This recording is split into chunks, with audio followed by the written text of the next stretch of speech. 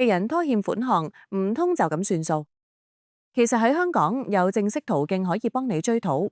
你有冇聽過小額錢債審裁處7萬5以下嘅金錢糾紛都可以處理？入稟費最低只係20蚊。呢一條路一共4個站。第一站入稟，填好申索書，寫清楚追討嘅金額同埋理由。好多人喺呢一步已經出錯，表格填錯咗，成件事可能慢咗成個月。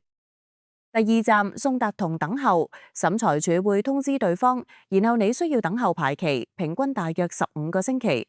記住每一個限期都好重要。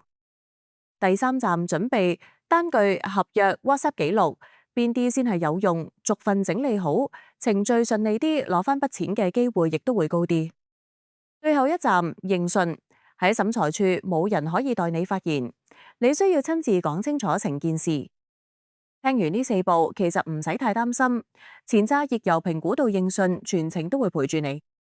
服務費由499蚊起，而家 WhatsApp 聯絡我哋，免費評估你嘅個案。